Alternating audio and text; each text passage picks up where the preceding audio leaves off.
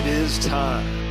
It is time to brew your best beer. Brought to you by Beer Grains Supply Company, BrewTubers Online Brewers Club, Brew UK, Panhead Brewery, Tanner Ritchie, Finney's Homebrew Emporium, Brig Selv, Hackney Brewery, Hashigo Sake, Mangrove Jacks, Sprig and Fern Tavern, Yakima Valley Hops.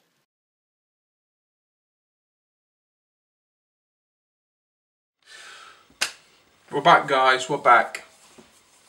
Back for another review. Another Sjporr Challenge 2014 beer review. This one's coming from New Zealand. But first, as always, a big thanks to the sponsors. Go and check them out, even if it's just sending a little note, a little email saying how it's been cool that they've sponsored the event. Just lets them know that people are appreciative of it and it might help for next year. But without them, as always, this competition will be dead in the water. Okay, they're the funders of this.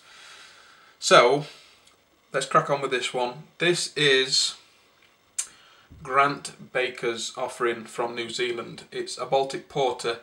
It came third in the New Zealand leg of the competition, and unfortunately, as you can see, I forgot half a bottle. That's because there was a bit of a mishap on the way over here. One of the bottles broke, and so me and Dan have had to have a bottle split and shared.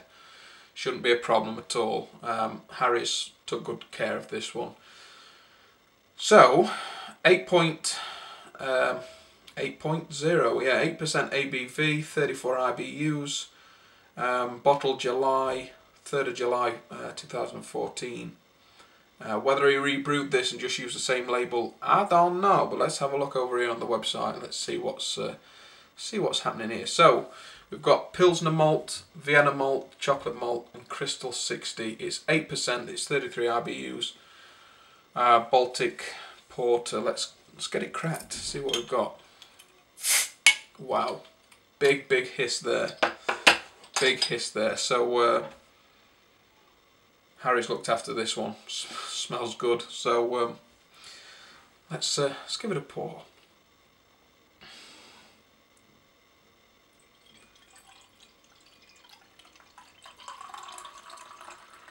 Let's try and help this one out a little bit. Though it might not need it. It probably didn't need it, Grant. It didn't need it. Look at that. Wow. To say that this beer has been split and sent to two different people, rebottled for the other, Dan had the rebottled one. To say it's been messed about with and rebottled, friggin' hell, Harry. Big thumbs up to you. I take my hat off for looking after these. Look at that. It has poured a silky head, tight bubbles. It's hanging around. You know the carbonation was still in that one from bottling, because that isn't a head that's produced just from pouring a beer sort of aggressively. You can just tell that's what it was meant to be. Look at it. Let's go in for the nose on this one. Oh, getting the roast on that one. The roast and a hint of chocolate. It's really nice. Nice and clean. Getting a bit of dark, like a dark rum-soaked raisiny sort of aroma that's just lingering in the background. It smells damn good. Wow. Let's have a taste.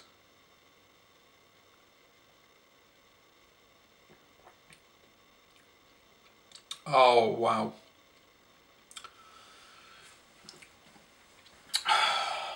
My God, look at that. Grant.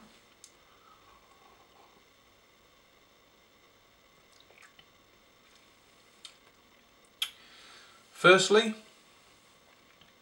if this hasn't been rebrewed and this is one of the originals, the age has worked wonders on it. And if it hasn't, and it is not one of the originals, then God knows what it's going to be like with some age on it. That is silky, silky smooth.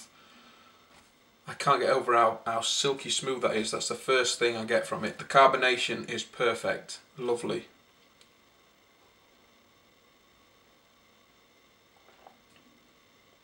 Oh, I mean, it looks so appealing. I know the head is diminishing slightly, but it's still sort of coating the glass. And it is a dark, rich sort of chocolatey brown. It's really, really dark. The coffee coming off of it is amazing. It's like a top quality sort of coffee. I think that the rum soaked raisiny sort of backbone must be hinting at the ABV. 8%. You wouldn't imagine it was 8%. You wouldn't instantly think that's a high ABV beer. It's hidden really well. There's no heat whatsoever. And to balance the all the roast and coffee that's in there, you've got this lovely sweet sort of residual sweetness, only just a slight sweetness that just sort of goes across all the roasts and coffee notes and just sort of lines them up nice and balanced. I tell you what, I would gladly have a keg full of this. And I would love to brew this up and probably leave it a year and see what it's like. I mean, it's silky. It is silky, silky smooth. If this is the one from July, like it says on the bottle, then it's had roughly 5.5, almost 6 months in the bottle, and it's, even over that short period, half a year, it is silky, silky smooth. Goes down a treat.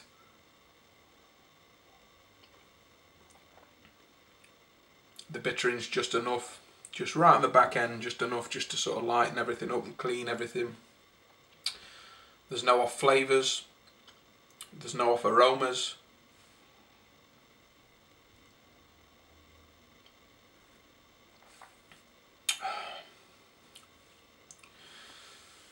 That is brilliant. I can't get over the I mean, I know they should be good because all the beers are in the finals. I know they should all be good, but I wasn't expecting this sort of quality of, I suppose, competition. It just shows you what the home brewing movement is doing out there. They're not just doing the bog standard kit IABV gets you pissed but tastes like shit. They are actually doing craft ale, a craft. It's something that's been crafted and looked after and sort of loved and had the care taken over it. This is brilliant.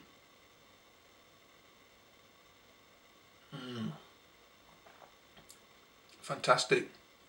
Right, Grant, I'm going to do the scoring now and enjoy the rest of this.